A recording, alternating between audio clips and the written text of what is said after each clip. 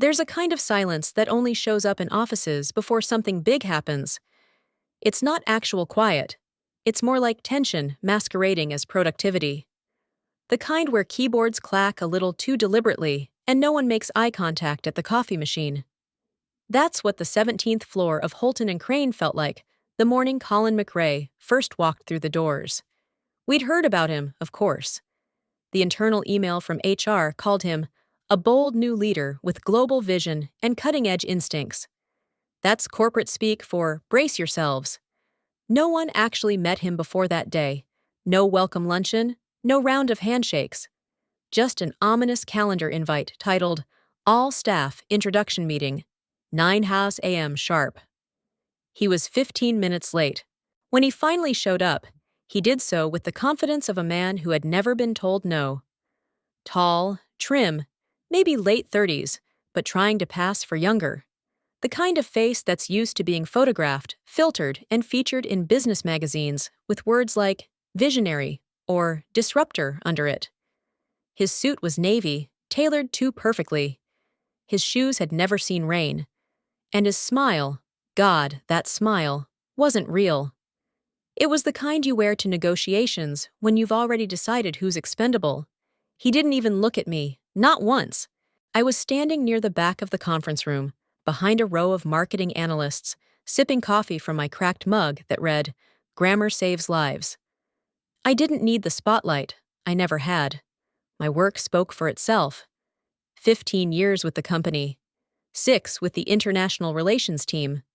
Fluent in Mandarin, decent in Cantonese, and competent enough to understand how to navigate business etiquette with our East Asian partners.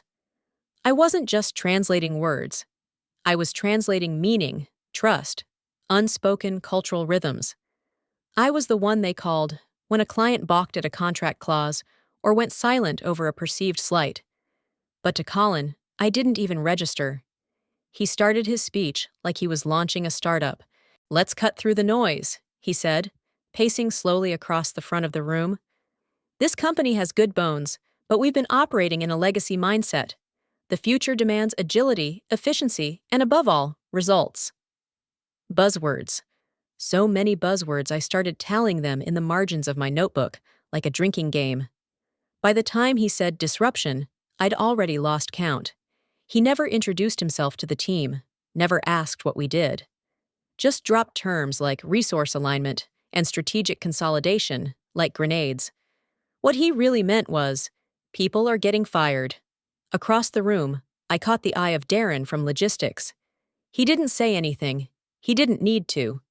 The way his jaw clenched told me he was thinking the same thing I was. This wasn't an introduction. It was a warning. "We'll be reviewing all departments for alignment," Colin continued. "If a role doesn't directly tie into revenue or global scaling, we'll need to ask ourselves, do we really need it?" A chill went through the room. It wasn't even noon, and morale had dropped 30 degrees. When the meeting ended, he didn't take questions. Just nodded, said, "Let's build something better," and walked out like he'd just inspired a revolution instead of set off a corporate panic. The moment the glass doors swung shut behind him, the entire room seemed to exhale. Quiet conversations started. The buzz returned, but now it was anxious. I walked back to my desk slowly, watching the way people moved. Cautious, uncertain, like prey waiting for the first paw to strike. I knew what was coming. I'd seen it before. New blood with no context, slicing through departments like they were dead weight. But this was different. Colin didn't just not know what we did. He didn't care. And that kind of ignorance is dangerous. By lunch, rumors were already flying. "He's gutting the translation department," someone whispered near the elevators. "Marketing's getting outsourced. He thinks we don't need in-house language support anymore." I didn't react. Not outwardly, but I was already calculating. My next big meeting, the quarterly strategic review with our Chinese partners, was Monday. I'd spent weeks preparing slide decks, updated KPIs, cultural briefings, and most importantly, the real-time negotiation support I provided. Those clients didn't just trust me, they expected me. But Colin?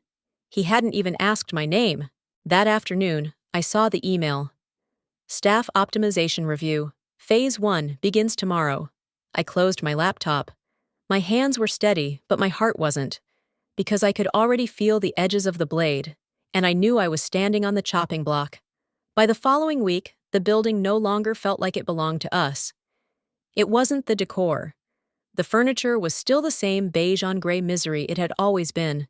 It wasn't the lighting, still too harsh, still flickering in Conference Room B. It wasn't even the faces, though those were beginning to change at an alarming rate.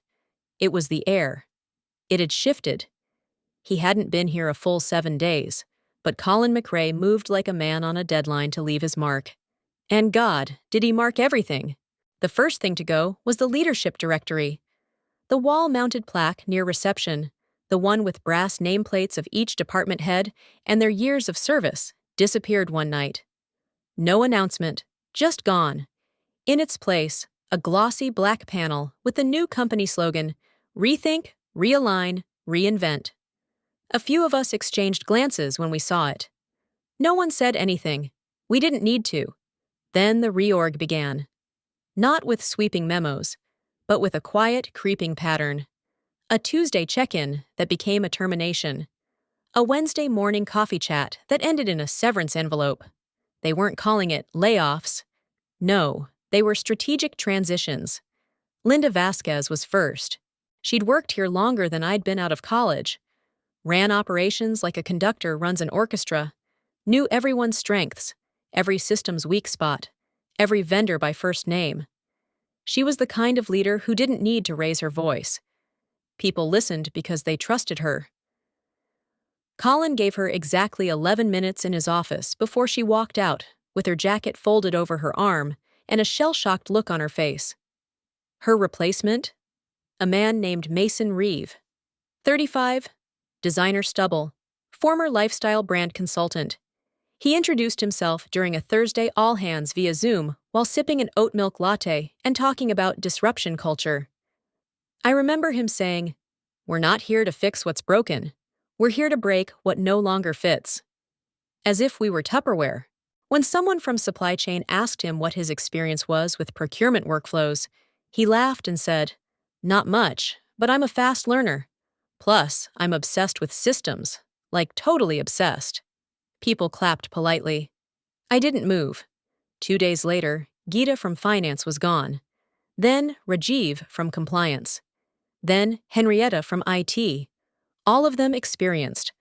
All of them replaced by Colin's former colleagues, drinking buddies or ex-co-founders from his last failed startup. Each one less qualified than the last, but all with the same glossy LinkedIn profiles and performative enthusiasm.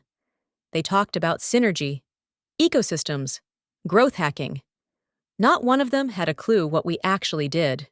What we did was invisible unless you knew where to look.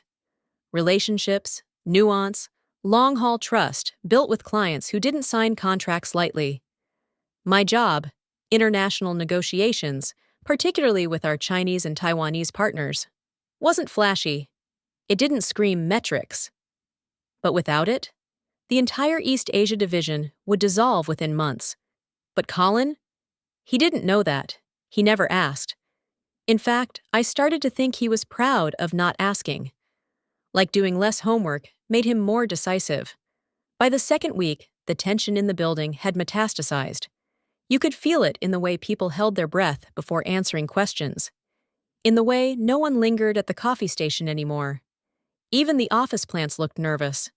People started speaking in half sentences. I heard they let, "Yeah, yesterday." I thought she was untouched. She was. No one said names out loud. We weren't sure who was listening, but I watched everything, closely, quietly.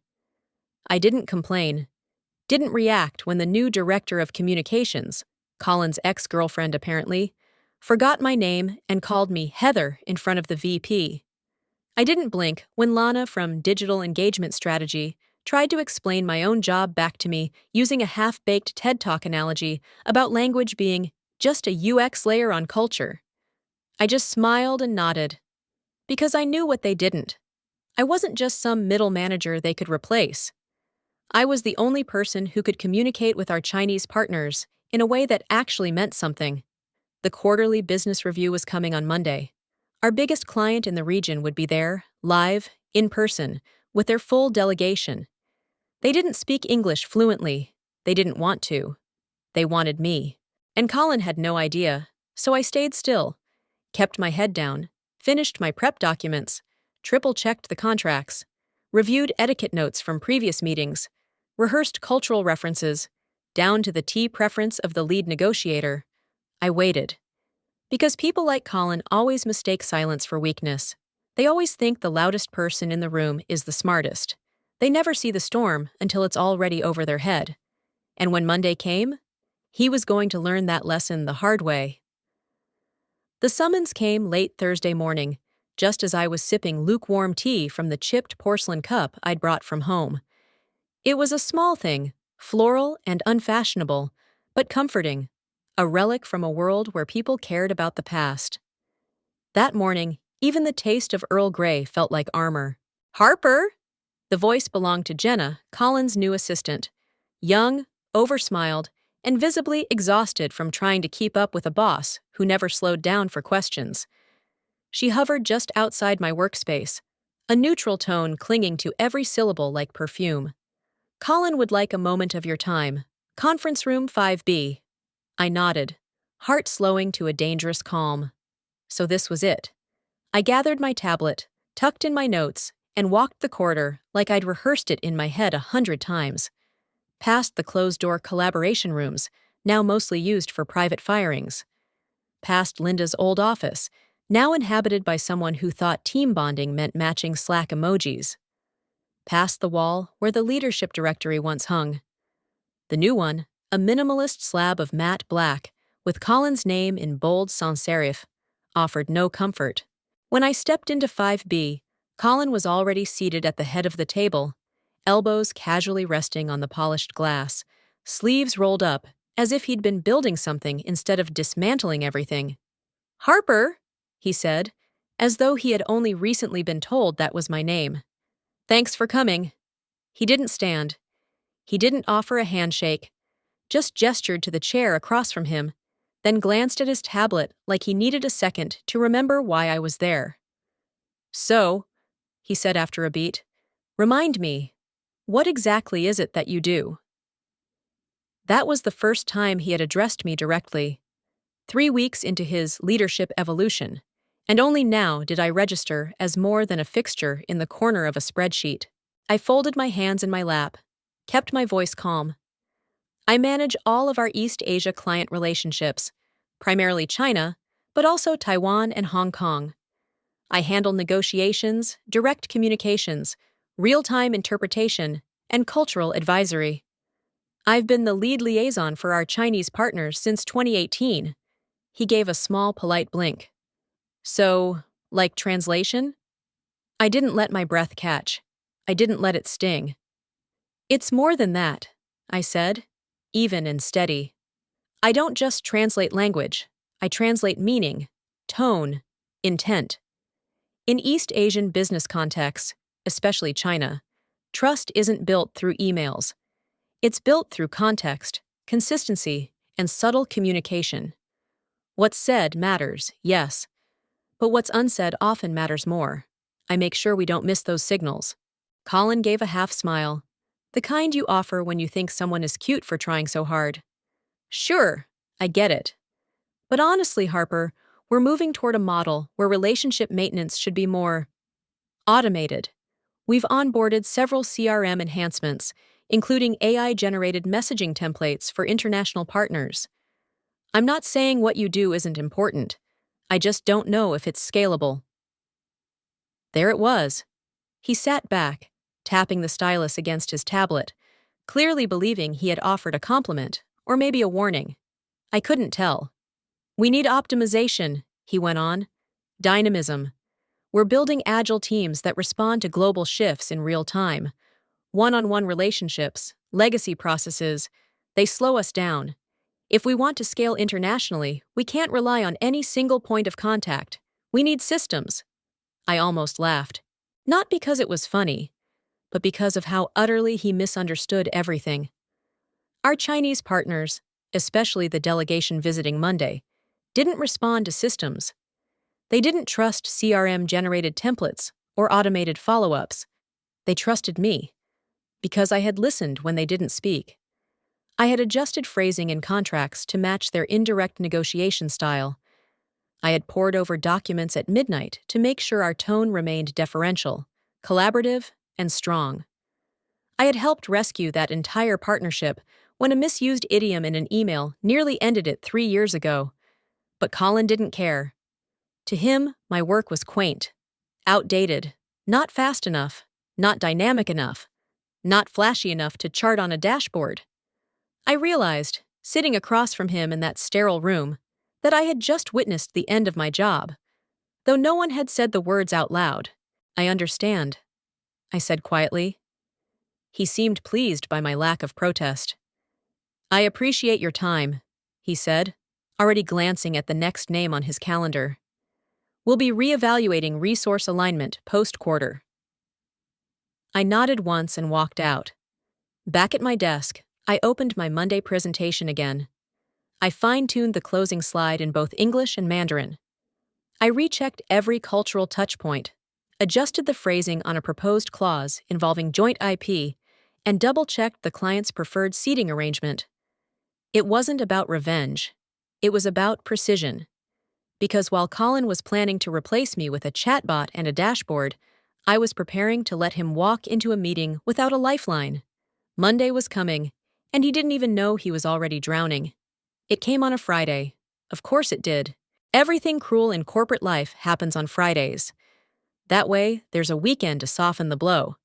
Time to let the shock bleed out before Monday, when no one dares to speak your name in the hallways. The email appeared in my inbox at precisely 3:14 p.m. No subject line drama. Just 3 words. Strategic Alignment Meeting. The location, 7C.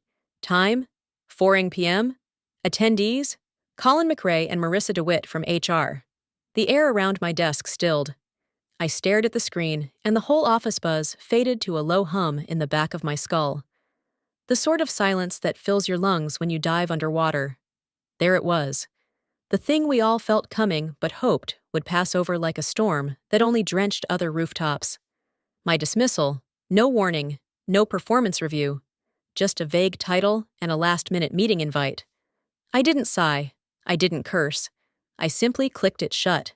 I stood, adjusted the sleeves of my blouse, and walked the long hallway toward the meeting room with the kind of calm that either comes from absolute clarity or utter exhaustion. The doors to 7C gleamed unnaturally under the overhead lights. Glass walls, neutral carpet, a faint scent of pine cleaner and cold intent. Colin was already there when I entered. He sat at the end of the table, posture relaxed, tie loosened, as if to project warmth. He didn't stand. He didn't even look me in the eyes right away. His tablet was open in front of him, its screen casting an icy reflection against his jaw. Marissa, our HR director, sat to his right, her expression soft and utterly practiced. A woman trained to shepherd endings as if they were new beginnings. "Harper," she said brightly, gesturing to the seat across from them. "Thanks so much for coming on short notice." I sat. I folded my hands. And I waited.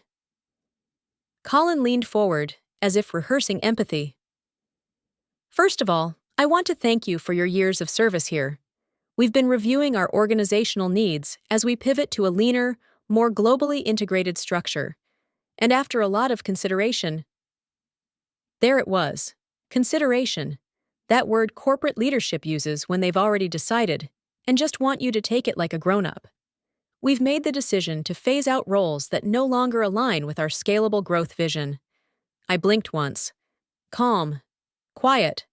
Marissa stepped in smoothly. "We understand this is a difficult moment. We're offering a robust separation package.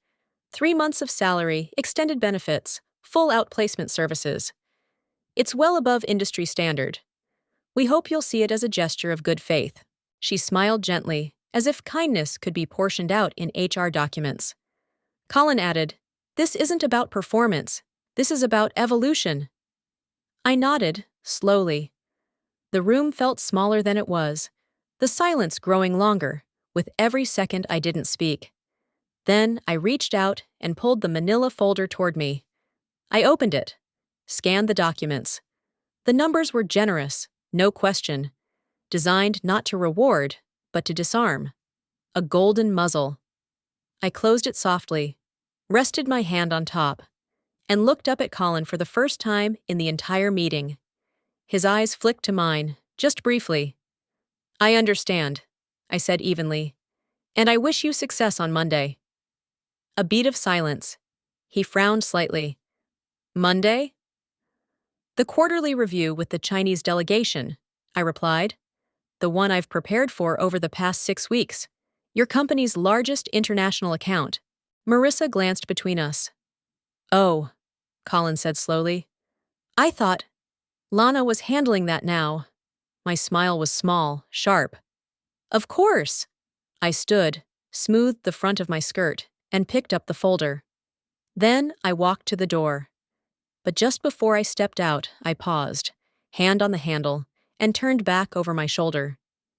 "You'll want to remember this moment," I said, "because this is when you stopped listening to the only voice that knew what your clients actually needed." Then I walked out. No breakdown, no speeches, just a quiet departure, and a phrase he wouldn't fully understand until it was too late. "I wish you success on Monday." My first blow, delivered in perfect English. The rest would come in Mandarin. The weekend passed like a still lake under a gray sky. No tears, no tantrums, no shouting into pillows or vengeful calls to old friends. Just silence. That eerie, weighty silence that follows a clean break. The kind that echoes in the smallest places. Your kitchen, your inbox, the space where a work laptop used to sit. Friday evening, I didn't go out. I didn't even turn on the TV. I walked into my apartment, took off my shoes, and placed the manila envelope, my so-called exit packet, on the dining table like it was a relic from another life. I brewed a cup of jasmine tea, sat in the armchair by the window, and watched the streetlights flicker into life one by one. That night, I didn't feel grief. I felt stillness, a pause between the fall and the rise. By Saturday morning, the stillness turned into resolve. I opened my laptop and pulled up a file I hadn't touched in over 4 years. Harper J. Reynolds, Resume Docs. It was dated, clunky, full of early career filler. But the bones were there, the victories, the work, the facts. I stripped it to the studs and rebuilt it from the ground up. Senior Specialist in Cross-Cultural Business Relations. Fluent in Mandarin, conversational in Cantonese and Korean. Primary liaison for East Asian markets, responsible for contract negotiation, partnership expansion, and crisis de-escalation. I added metrics: 98% international client retention rate, $4.2 in recovered at-risk contracts, led 17 consecutive successful quarterly reviews without loss of confidence or delays. I removed the modesty. I let the truth breathe. By the end of the day, my LinkedIn profile was polished and live. My inbox held 5 tailored cover letters. My references, former clients, not just colleagues, were on standby. I even reached out to a recruiter I hadn't spoken to since 2019. By Sunday afternoon, I had 2 interview requests, 1 exploratory phone call scheduled for Monday, and an invitation to speak at an upcoming virtual panel on international communication trends. It moved quickly, not because I was lucky, but because I was ready. For years, I had poured everything into making my last company look smarter, more competent, more globally aware than it really was. Now I was taking that energy back, and word was spreading. That night, I lit a candle in the corner of my apartment, not for comfort, but as a marker, a ritual, something to acknowledge the shift. Then the messages started coming. Some were short, nervous. "Harper, I just heard. Are you okay?" "I don't know what to say. This place isn't the same without you." It's like watching someone rip the spine out of the building. Others were more cautious, clearly typed in hushed tones during lunch breaks. Please don't mention I reached out. I'm scared. Everyone's scared. Colin keeps saying it's a new era, but nobody here knows what they're doing. And a precious few, were unapologetically angry. They replaced you with Lana. She couldn't answer one basic question about protocol. She called a client dude on a prep call, a Chinese client. I walked past your old desk today. The chair's empty, still spinning. It's all going to implode Monday, and no one's stopping it. I responded when it felt right. Sometimes just with a heart emoji, sometimes with a simple, thank you, I'm okay. Because I was. More than okay. Monday was coming. The quarterly review I had spent 6 weeks preparing. The one I had run like clockwork every quarter for the past 5 years. It was no longer my responsibility. They had let me go. They thought they could replace fluency with familiarity, replace insight with automation, replace experience with someone who could mimic enthusiasm in a meeting and misuse synergy in 3 different ways. Let them try. Meanwhile, I had accepted an offer. It came late Sunday afternoon, after a quick but thorough second interview with a multinational consulting firm. The hiring manager had read my resume out loud during our call and said, "This is refreshing. You didn't just do the work, you understood it." The package was generous, the benefits thorough, the title, Senior Director, Global Relations, exactly the level I'd deserved before Colin decided to streamline me out of existence. The team sent me a welcome email. With it, a small bouquet of orchids. White, elegant, resilient. I started work remotely the following Thursday. My calendar filled fast. I was already being pulled into strategy meetings, invited to client calls, asked for input on an upcoming expansion to the Chinese market. For the first time in months, I felt something return. Not just confidence, control. Sunday night, as the sky turned violet above the rooftops, I opened a private browser window, typed in the website of my old company. It looked the same branding, same smug slogan Colin had installed like a flag, reinventing the future of connection. But behind that thin facade, I could already sense it. The cracks, the unraveling. Because Monday was no longer my problem. It was their test. And they were about to fail it spectacularly. Monday arrived, clear skies, buzzing streetlights, and a nervous hum in the bones of a building that no longer knew itself. By 8:30 a.m., the 11th floor boardroom had been polished to showroom perfection. Someone had replaced the usual drip coffee with single-serve machines and minimalist ceramic cups that screamed modernity and smelled like desperation. The long glass table was spotless, the chairs aligned like soldiers. Every detail was meant to say, "We are ready." But readiness is not about appearance. It's about understanding. And there wasn't a single person in that room who understood what was about to happen. At 8:57 a.m., the elevator doors slid open, and Mr. Gao stepped out with the calm gravitas of a man who didn't waste time. Chairman of Lingyu Holdings, 20 years in international logistics, a handshake that could shift markets. Behind him came his delegation, 2 senior advisors, a legal associate, and his chief of operations. All crisply dressed, minimally expressive, fluent in Mandarin, Cantonese, and quiet observation. They were a mirror to the company they represented. Efficient, disciplined, exacting. An assistant from reception hurried to greet them, her voice just a little too high. "Right this way, Mr. Gao." He didn't smile. He didn't need to. By 9:03 a.m., they were seated in the boardroom. And at 9:07, Colin McRae strutted in like he'd just walked onto a talk show set. "Mr. Gao," he said with a wide smile, "welcome to the next phase of our partnership." He extended a hand. Mr. Gao took it, but lightly. One brief shake, no warmth. Colin didn't notice. Lana entered behind him, holding a stack of branded folders and an iPad that she didn't know how to use without searching the toolbar twice. "Let's jump in, shall we?" Colin began, motioning for everyone to sit, though they already had. He launched into a presentation that looked impressive on the surface: bar graphs, market forecasts, glowing projections about automation and AI-enhanced systems. He said the word scalability 4 times in the first minute. No one responded. Because no one translated. Mr. Gao sat quietly, his hands folded, expression unreadable. He said something in Mandarin to his legal associate. The man raised a hand politely and addressed Colin. Mr. Gao would like to ask, "Where is Ms. Reynolds?" Colin blinked. Harper? The name came out like a punchline he'd forgotten the setup to. He glanced at Lana, who was tapping her iPad and pretending not to hear. She no longer works with us, Colin said casually, turning back.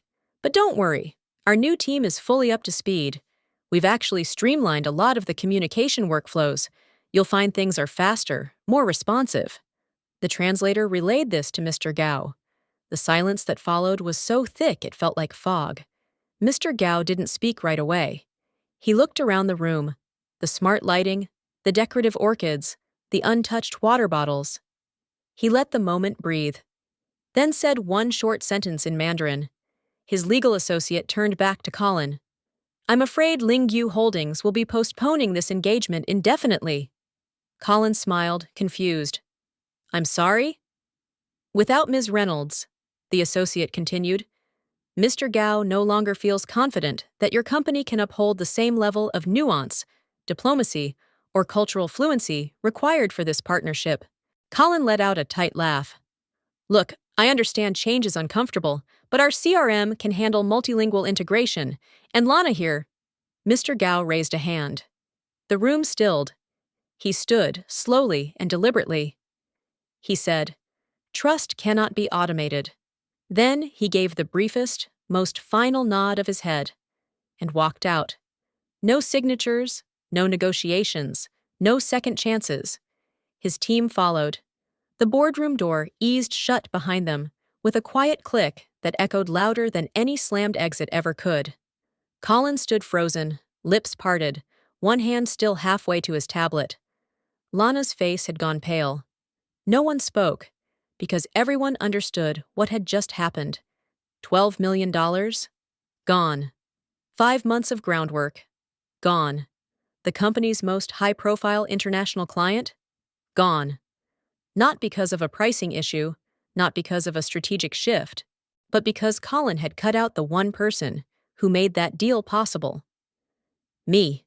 Across the city, in a quiet cafe, with floor-to-ceiling windows, and the hum of espresso machines behind me, I sipped my coffee and refreshed the business wire. And there it was. Lingyu Holdings suspends strategic partnership with Holton and Crane. No official statement yet, but the whispers had already started. In investor groups, among client networks, across team chats, people were asking questions. And Colin? He was about to realize that his modernization had a blind spot, that the future isn't built with buzzwords, it's built with people. And he just let go of the one who held the key to everything. The disintegration began not with a bang, but with a phone call someone didn't return. After Lingyu Holdings walked away from the table, no public statement was issued. No explanation was offered to the staff. The executives did what they always do when the ground begins to shake beneath them. They smiled harder. They sent optimistic emails. They scheduled extra meetings with titles like Path Forward and Growth Reset. They spoke in abstractions, never in truths. But the truth had a way of slipping through. By Tuesday morning, people were whispering about the client issue, not loudly, never above a certain decibel. Just enough to pass information like a virus. The Korean software partner, who'd once praised our responsive interpersonal coordination, went dark, completely unresponsive. Then the European tech solutions firm asked to pause the API migration. Then our Australian port logistics affiliate sent a polite but final message.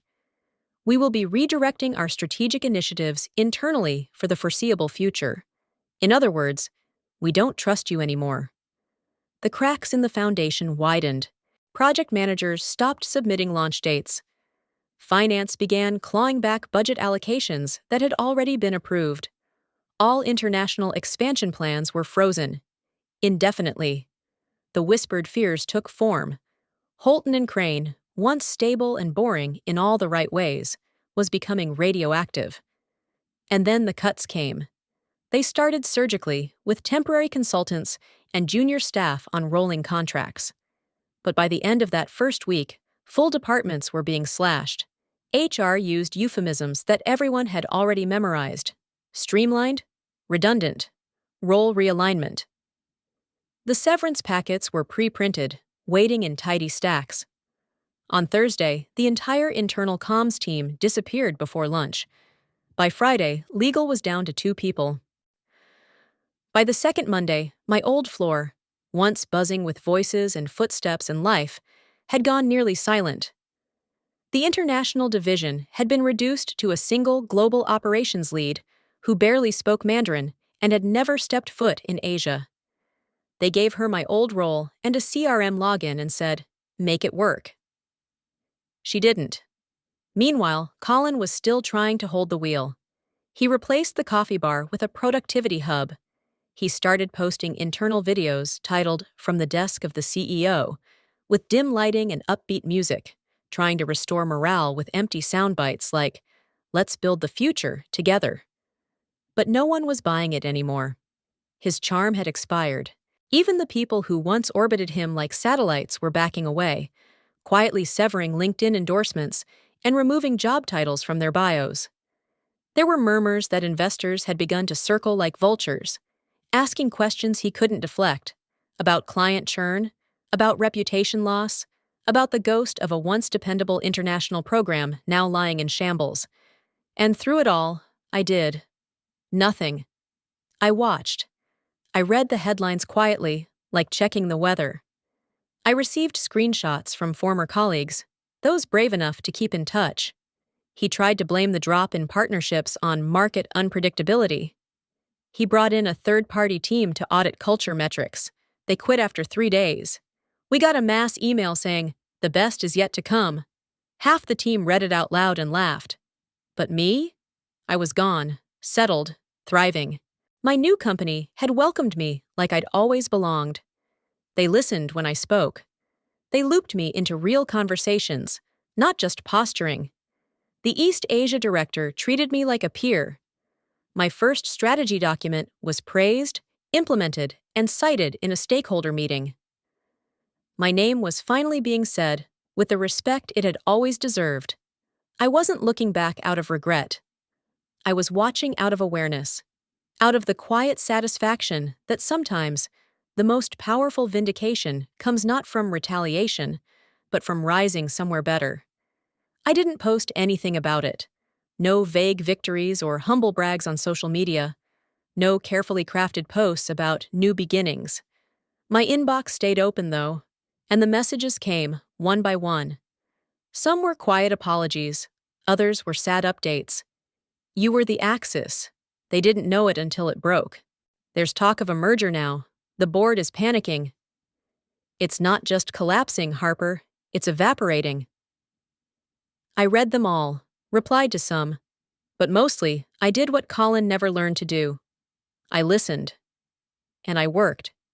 Because while the company he tried to reimagine was bleeding out quietly, I was already building something real, something thoughtful, something lasting, and I had done it without a single act of vengeance. Just silence, just distance, just the truth. The email came after business hours. I saw it sitting quietly at the bottom of my inbox, as though it had crept in and curled up there, waiting. No subject line, just touching base. The sender, Colin McRae.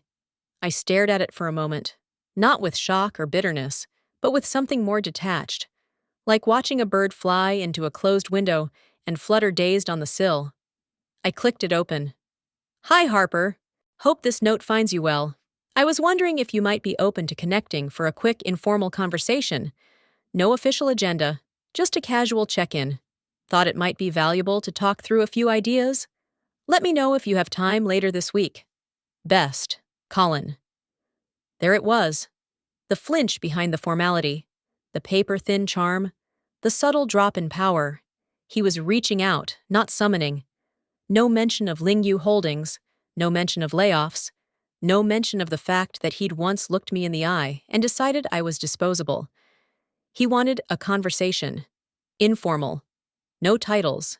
No expectation. I closed the email and stared out the window for a while. It had been nearly 2 months since I walked away from Holton and Crane, since I watched the first domino fall and refused to lift a single finger to stop it. And now, here he was. The same man who hadn't even learned what I did before cutting me loose. Asking for a meeting. Asking, without quite saying it, for help. I waited a full day before replying. Hi Colin, thanks for the note. Friday at 11 works. Let's meet at Ledger and Pine. I prefer neutral ground. Best, Harper Ledger and Pine was upscale but unpretentious. Polished marble, clean lines. The kind of place that gave you just enough space between tables to speak plainly without being overheard. I chose it for its symbolism. Close to the financial district, but untouched by his world. When I arrived, he was already there. Not in a suit this time, but a navy pullover and slacks. Trying to appear casual, human, approachable. But nothing could mask the strain behind his eyes. The subtle slump in his shoulders. The way his jaw twitched slightly when he smiled. He stood when I approached, extending a hand. I shook it briefly. No warmth. Thanks for meeting, he said, gesturing to the chair across from him. I sat. We ordered drinks. His was a double espresso. Mine was green tea with lemon. And for a moment, we both just observed the silence between us. It stretched long and taut like a pulled thread. Then he cleared his throat. I'll be direct, he said. I made some miscalculations. I'll own that. He didn't use the word mistake, just miscalculations. Our international strategies collapsed, he continued. Client confidence is low. The board's watching every move. And internally, well, it's chaos. We're trying to stabilize things, but there's no glue left. The infrastructure's hollow. He paused, gauging my expression. I kept it neutral. I thought maybe you could help us recalibrate, he said. Just informally. No titles, no contracts, just guidance. The kind of insight only someone like you could provide. He smiled again, tentative. There it was, the ask. Not quite an apology, not quite an admission. I leaned back in my chair, hands folded in my lap. You're not looking for insight, I said quietly. You're looking for rescue. He looked away, jaw tightening. Let me be clear, I said. I'm not coming back. I'm not here to clean up your mess or whisper from the shadows. But I will meet with you. I will share what I think. I will sit across from you and say what no one else will.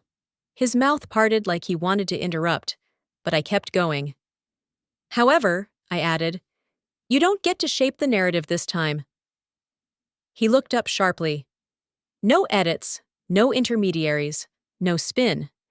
If I speak, you listen. You don't cut it down into something digestible. You don't rename it strategy realignment. You hear what you chose to ignore the first time. He nodded slowly. I understand, he said. I smiled slightly. And one more thing. He waited. When this is over, when I've said what needs to be said, and the dust finally settles, you're going to look me in the eye and tell me the truth. He blinked. What truth? That you didn't just fire someone you didn't understand, I said softly. You fired the one person who could have saved you, and you did it because you thought speed mattered more than substance. He was quiet for a long time. Then, finally, he nodded again. Okay, he said. Deal. But I wasn't offering a handout. I was drawing the opening move of a new game. He thought he was recruiting me to help him rebuild. What he didn't realize was that I had already started building something better. And this meeting, this alliance, it wasn't about fixing what was broken. It was about making sure the next thing I built didn't carry his shadow. My return wasn't marked by ceremony. No warm welcome. No, we made a mistake speech. Just a short-term consulting agreement. A few silent approvals behind the scenes, and a secure login to Holton and Crane's crumbling systems. And that was exactly how I wanted it. No job title, no office, just access. That word meant more than any promotion Colin could have dangled before me. Access meant I could move without being seen, read without being questioned, operate from the shadows, where the real architecture of power exists. Colin tried to play it casual when we reviewed the contract. "It's good to have you around again," he said, sipping coffee like we were old college friends sharing startup gossip. No pressure, just some informal input. I nodded, because that was the role I was choosing to play. For now. He didn't know that while I was reconnecting with his mess, I was already laying groundwork for something much cleaner, much larger. The first order of business, Lingyu Holdings. I had waited long enough. I still had Mr. Gao's assistant's WeChat contact, buried deep in a spreadsheet labeled Travel Receipts Q4 from a long-forgotten business trip. Her name was Xu. I remembered she liked pure tea, kept a picture of her grandmother in her wallet, and had once helped me calm an irate investor with nothing more than a strategically timed pot of chrysanthemum. I reached out, in Mandarin, with a message that made no excuses. "Dear Xu, I hope this note finds you well. I'm writing to you no longer as a representative of Holton and Crane, but as a professional with a sincere respect for the partnership we once built. I now serve in a strategic role with a new company, one that values diplomacy and cross-cultural alignment as more than buzzwords. If Mr. Gao is open to re-engaging, I would be honored to begin a conversation. Warm regards, Harper J. Reynolds." I hit send and leaned back, letting the silence wash over me. It didn't last long. The response came in less than 24 hours. Polite, warm, receptive. A video meeting was arranged, Monday morning, Beijing time, which meant Sunday night for me. I didn't mind. I wanted to speak to him on his terms, not mine. When Mr. Gao appeared on screen, he wore the same perfectly tailored gray suit he had worn the day he walked out of Holton and Crane's boardroom. His presence hadn't changed, but the atmosphere had. This time, I wasn't calling as an employee begging to fix a mistake. I was speaking as an equal, representing a company that actually listened. "Ms. Reynolds," he said in Mandarin, calm and direct. I had wondered when we might speak again. "I'm glad you're open to it," I said. "You have left Holton and Crane?" "I have," I said simply, "and I have no intention of returning." He gave the barest nod of approval. That was wise. We spoke for nearly an hour. I explained the new firm's structure, its cross-border ambitions, its understanding of the cultural frameworks that make or break global logistics. I didn't pitch, we conversed, and that distinction mattered. He asked questions, I answered. We built a new understanding from the ground up, brick by brick. At the end, he said, "Your new company, it listens." "Yes," I said. "It does." "Then we will listen as well." And with that, Lingyu Holdings returned to the table. Not Holton and Crane's table, but mine. My new firm, my terms, my future. It wasn't loud, it wasn't dramatic, but it was, without question, a power shift, a reclamation, a quiet transfer of authority from the man who once dismissed me to the woman he now relied on just to keep breathing. Later that day, I submitted my weekly report to Holton and Crane, as per my contract. Tucked within it was a single line. Lingyu Holdings has resumed international partnership negotiations with alternate representation. No emotion, no commentary, just the truth. Colin read it, of course. I saw the timestamp when he opened the file. He didn't email, he didn't message, he said nothing at all. Because there was nothing to say. The deal he had lost through arrogance had not only returned, but returned under someone else's name. Someone he'd once labeled incompetent. I was never incompetent. I was just inconvenient to his ego. And now, I was essential, but not to him, to the world beyond him. He had called me back, thinking I'd help him put his empire back together. He didn't realize I had already begun building my own. And this time, it wasn't about saving anyone. It was about reclaiming everything I'd built, brick by brick. and making damn sure no one ever mistook my silence for weakness again. It was nearly the end of the fiscal quarter when Holton and Crane finally began to fold. Not suddenly, but visibly. Publicly. The collapse no longer whispered through internal Slack channels or hid in postponed contracts. It thundered now, echoing through boardrooms, investor calls, and news briefings no one wanted to attend. The headlines started appearing.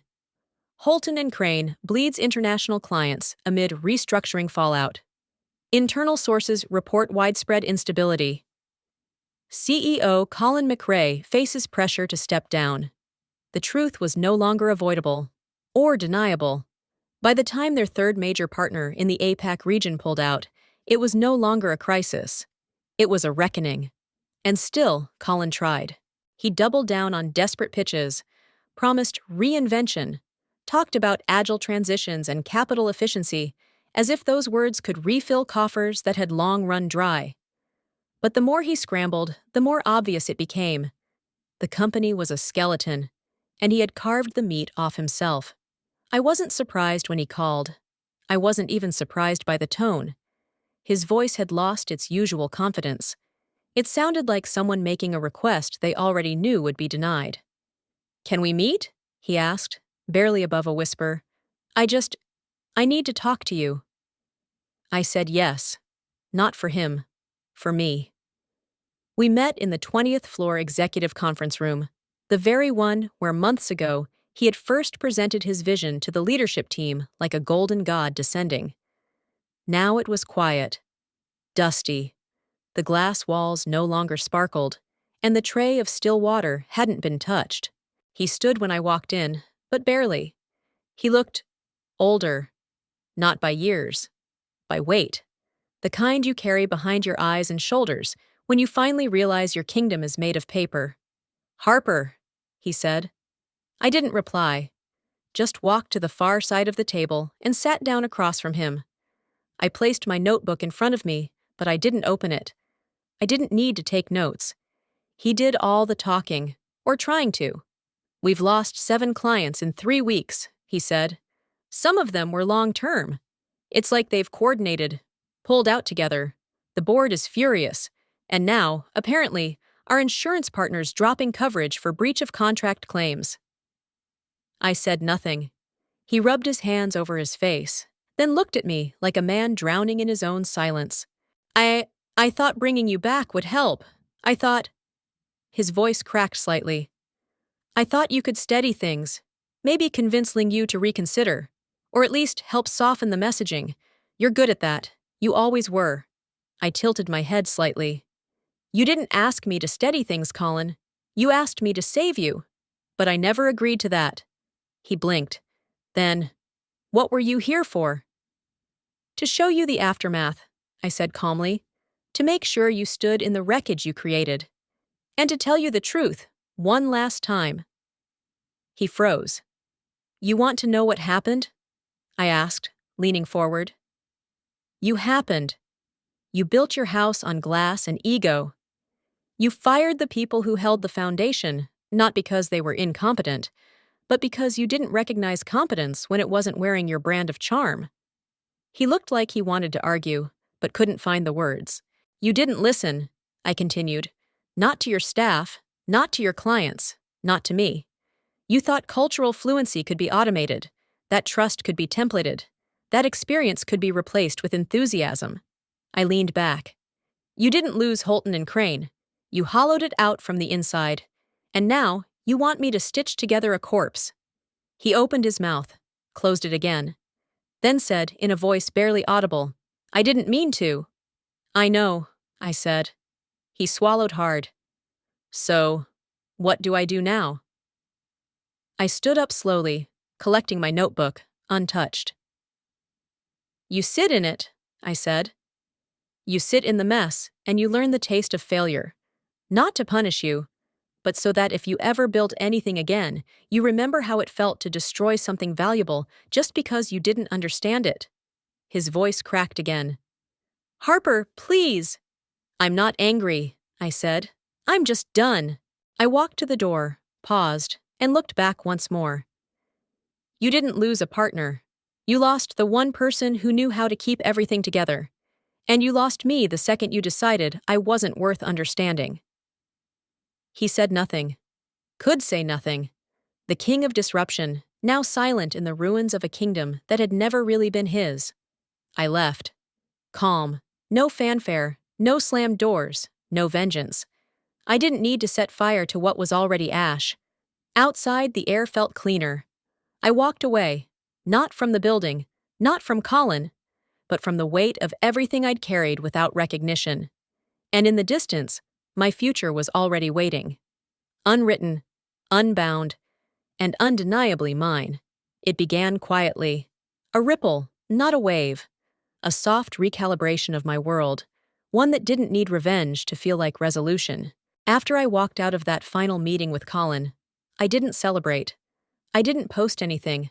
I didn't call anyone. I just went home, boiled water, made tea, and stared out the window of my apartment as the city hummed around me. My future didn't arrive in a triumphant parade.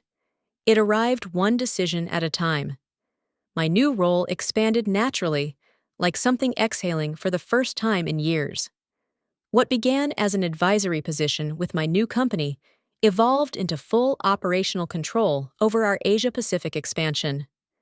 The leadership trusted me, truly trusted me, not just to manage contracts, but to define how we spoke to the world. I rebuilt the bridge that Colin had torn down. With Lingyu Holdings, we started slowly. Small test projects, trial shipments, modest commitments. But they liked how we operated. No empty promises, no condescension masked as confidence. We met them where they were. We matched their respect. They responded in kind. The first major deal was signed under a banner I helped design, in a meeting room I had requested, with tea I personally selected. It wasn't symbolism, it was substance. After that came more. By the end of the quarter, we had onboarded 4 new Chinese clients and reopened conversations with 3 former partners that had ghosted Holton and Crane after my departure. One of them said plainly, "You were the reason we stayed as long as we did. We left when you did. We just waited a little longer." In those months, I traveled often. Beijing, Shanghai, Hangzhou, Chengdu. Each trip made the work more human. Each visit reaffirmed what I already knew. People don't invest in companies. They invest in people who care. My team grew. We went from 2 interns and an analyst to a full department with project leads, interpreters, local consultants, and cultural liaisons. I created the department I had once dreamed of working in, one where language skills weren't bonus points, but essential tools. Where global competence wasn't a line on a resume, it was the heartbeat of every deal. By the end of the fiscal year, our division had posted a 46% year-over-year growth rate, not because we chased scale, but because we nurtured trust. They made me VP of Global Relations, and this time, I accepted the title with both hands. But I still kept my desk by the windows, not in a private office. I wanted to see people move, to stay visible, to remember that leadership isn't about elevation, it's about presence. As for Holton and Crane, they tried to recover. For a while, there were whispers of a merger, a rebranding initiative, an executive shakeup, but none of it stuck. Too many bridges had been burned, too many hands slapped away. Then came the exposé. It dropped on a quiet Wednesday morning, an investigative feature titled, "What We Left Behind: The Hidden Collapse of Holton and Crane." It was methodical, brutal in its precision. Former employees, clients, partners, all anonymous, recounted the implosion from inside. There were quotes that could have been ripped directly from my own memories. No one was listening, everyone was posturing. They replaced wisdom with branding. They didn't lose control, they gave it away. And at the center of the article was one name, Colin McRae. But that wasn't the end of it. A month later, the SEC announced a probe. Financial discrepancies, forecast manipulation, possible internal fraud tied to inflated projections presented during the reorganization phase. Colin's signature was on too many of them. He issued one brief statement through a legal firm, denying any wrongdoing. Then, silence. He disappeared from the speaking circuit. His startup incubator project dried up. No new ventures, no Medium essays, no podcast features. The man who once couldn't stop talking had gone mute. Someone sent me a photo of him at a quiet tech conference in Arizona. Alone, dressed down, eyes hollow. I didn't feel joy. I felt peace. Because I hadn't destroyed him. I hadn't needed to. He had done it to himself, brick by brick, ego by ego, decision by blind decision. Meanwhile, I was exactly where I wanted to be. Not ahead of him, beyond him. My team kept growing. We expanded into Southeast Asia. We began a pilot program with 2 universities in Hong Kong to develop cross-cultural internship pipelines. We started mentoring startups run by women and multilingual professionals who'd been dismissed for being too niche. And one evening, standing in my corner office, yes, I took it eventually, I received a gift. A box, wrapped in linen paper, with a simple card inside. Ms. Reynolds, for building what others would not understand. Gao inside was a handcrafted ink brush set. Black wood, gold engraving, the same kind once used by his grandfather. I kept it on my desk, not as a trophy, but as a reminder that every empire that rises on arrogance eventually burns. And the ones that rise on respect, they endure.